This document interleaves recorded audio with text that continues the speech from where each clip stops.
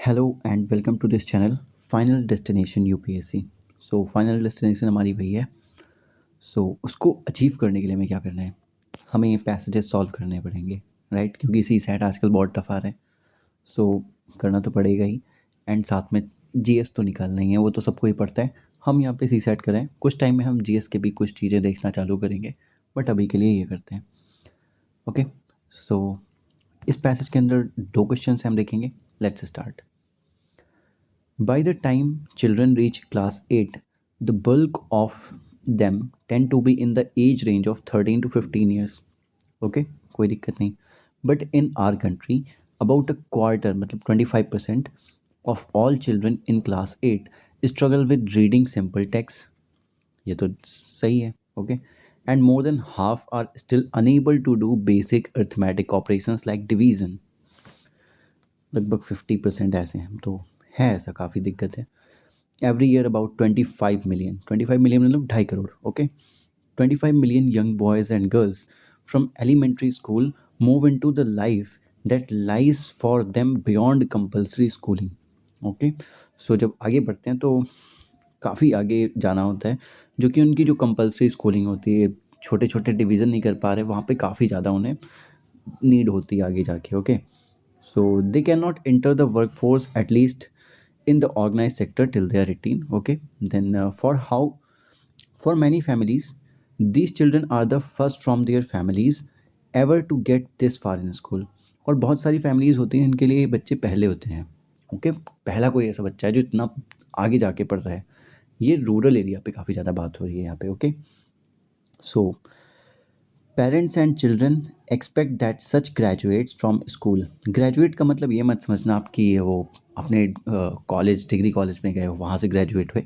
Graduate होने का मतलब होता है पास होना. Okay, so parents and children expect that such graduates from school will go on to high school and college.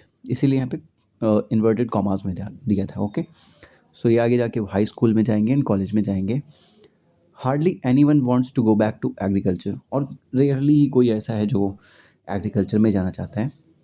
On the other hand, abilities in terms of academic competencies are far lower than they should be, even based on curricular expectations of class 8.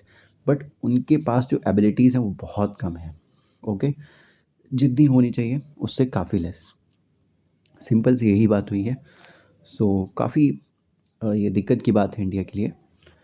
देखते हैं अभी हम questions क्या पूछे हैं यहाँ पे. Okay,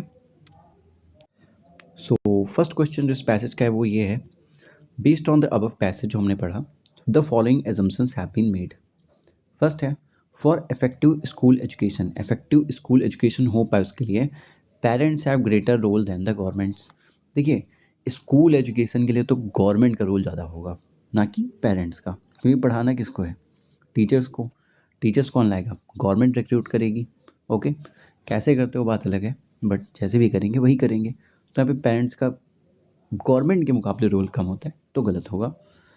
next, school curriculum that conforms to today's requirements and is uniform for the entire country may address the issue brought out. Uniform. Okay, क्या सभी जगह सेम पढ़ाने से बात बन जाएगी? कोई बच्चा कम पढ़ रहा है, कोई पर्टिकुलर जगह है जहाँ पे बच्चे काफ़ी बिल्कुल पढ़ ही नहीं पा रहे, और कहीं पे है जो बहुत अच्छे हैं पढ़ने में. ओके, तो सबको एक जैसा पढ़ाने लगेंगे तो उससे बात तो नहीं बनने वाली. ठीक है, तो ये तो सही नहीं होगा. ये भी गलत जाएगा. Neither one and nor two will be the answer.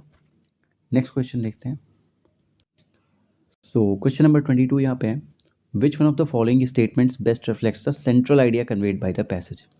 Total eradication of poverty in the country will resolve the issue of under performance of our school children.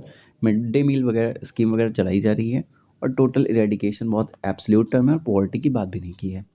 ये हो नहीं सकता. Okay, monetary incentives to parents and teachers is a strategy to improve the children's academic performance. कुछ भी नहीं होने वाला इससे. ओके, किसी को पैसा दे के पढ़ाया नहीं जा सकता, right? Public policy should ensure that competencies and achievements of young people are aligned with their expectations.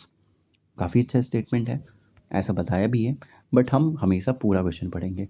D, India is not going to take advantage of the specific dividend unless some school pass outs go back to agriculture. कुछ लोग agriculture में चले जाते हैं मान लो, ठीक है, क्या उससे सारी ये दिक्कत जो बताई थी सॉल्व हो जाएगी? Not at all. So answer will be C. So easily हमें मिल गया यहाँ पे. So thanks for watching this video. Like share and subscribe in the case you liked it. Thank you.